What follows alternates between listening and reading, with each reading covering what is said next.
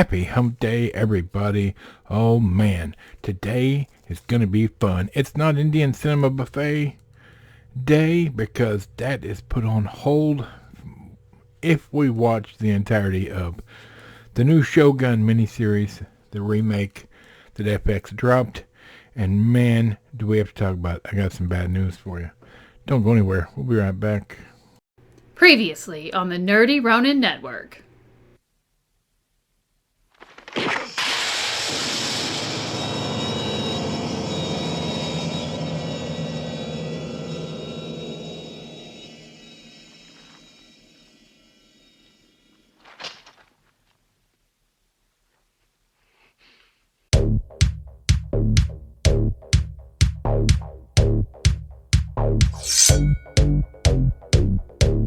Well, it's Hump Day. That's right, middle of the work week.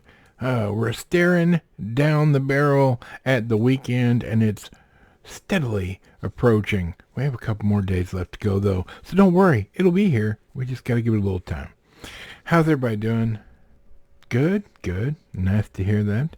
All right, hey, like and subscribe if you haven't already. Appreciate it. In the description down below are links to all our stuff. If they're not there, thenerdyronin.com. For all your needs. There you go. All right. It's finally happened, y'all. It's finally, after all the waiting, the years and years of waiting,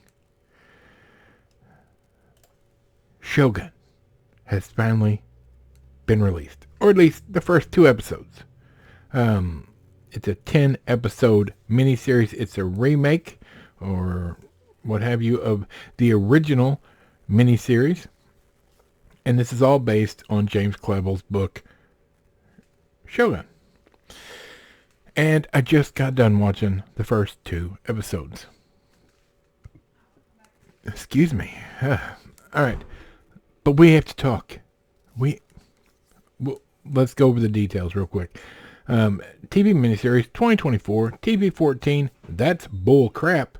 There was, in the very first episode, there was quite a bit of language. There was nudity. And some very gory, like bloody things in it. So, no, this is not for your, like, I wouldn't let my 14-year-old watch it if I had a 14-year-old, which I don't. So, be forewarned. Anyway, when a mysterious European ship is found marooned in a nearby fishing village, Lord Yoshi Tornaga discovers secrets that could tip the scales of power and devastate his enemies. It's starring Hiroyuki Sanada. He's awesome. Cosmo, Jarvis, Anna Sawai. First episode is called Servants of Two... No, why do they do this? Oh my goodness. Don't worry about it. There's 2 episodes out. Now, you can watch this either of 2 places. You can watch it with the FX app, which I found out was free, or Hulu. Now, I have not tried watching it on FX, the app, but I did watch it on Hulu, and the first episode, every few minutes, there were ads. It was awful.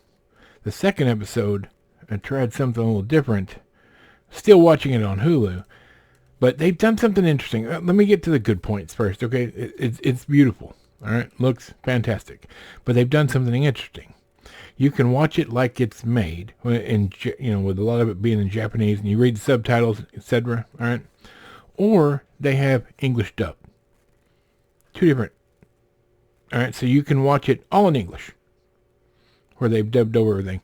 And I tried it both ways. The second episode, I watched English dubbed just to see, how well they did. And there were no ads. So I was like, all right. So, just pointing that out. If you watch the English dub, maybe there's less ads. That was my experience. Okay, let's get some things out of the way.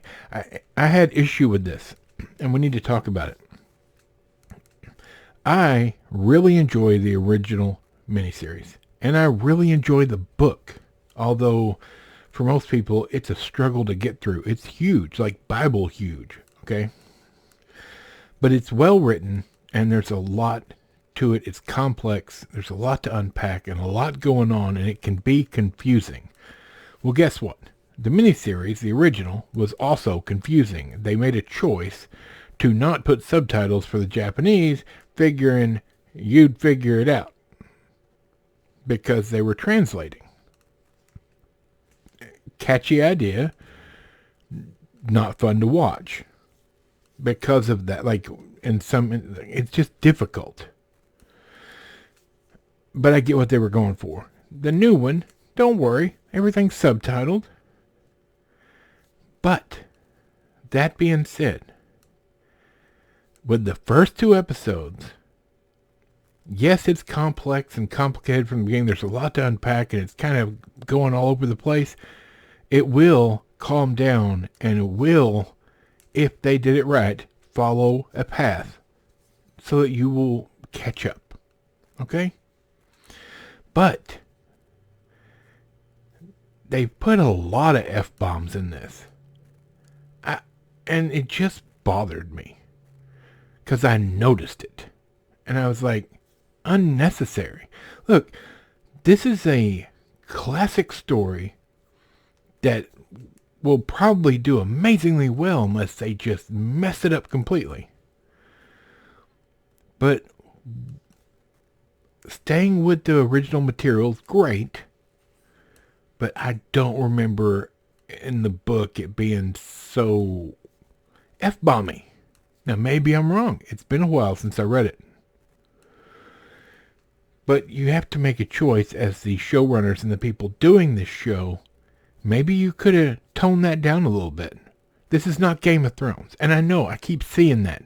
Everybody keeps saying, there's not been a show with this breadth and scope since Game of Thrones.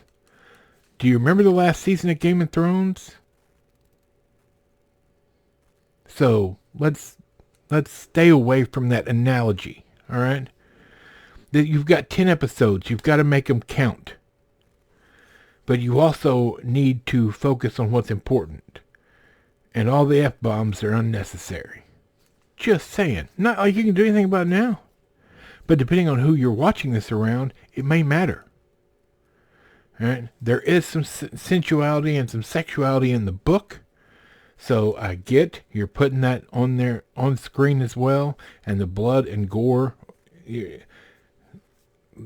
they seem to be going quite fast here. We're just 2 episodes in. There's 8 episodes left. I'm not sure. I'm 50-50 right now.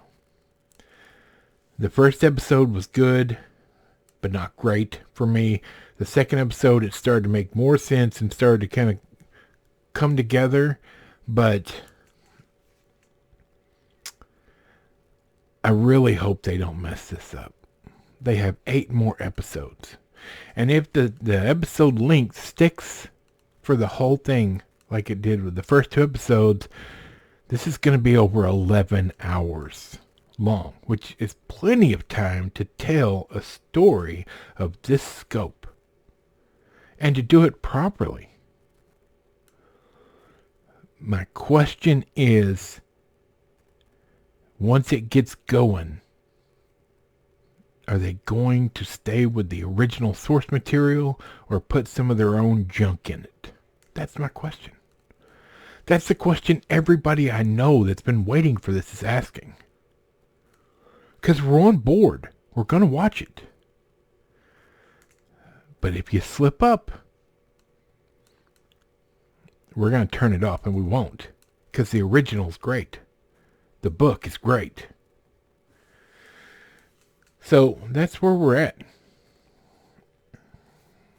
The episodes, they were a fine opening for what they were, but I feel like it was noticeable that some important moments were left out in this remake. But then other things were put in a little differently. It was fine the way it was. Those points, I mean, keeping those points as moments, like frozen moments in the story. So, I'm up in the air about it right now. I'm going to give it to episode 4.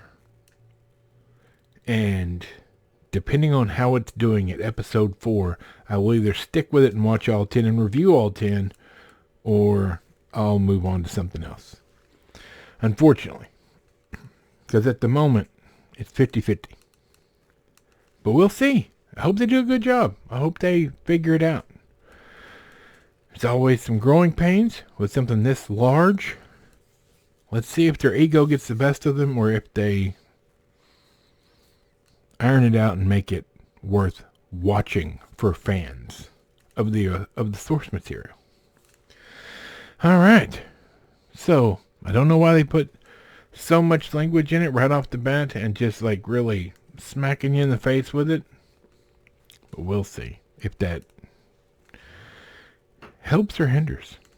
So there you go. That's our review of episode 1 and 2. Only 8 more weeks to go, if it's good. Aren't you excited? All right, I'm gonna go. It's middle of the day now, and I need more coffee. Hope you guys are doing great. If not, the numbers are at the end of this and every video we have here. So reach out. Don't suffer silently. All right, from Michael the Microphone, Bob, squeaky chair in the back, and this big fat samurai loving nerd. I can't wait to hear what Bushido has to say about this. All right, we'll see you on Friday.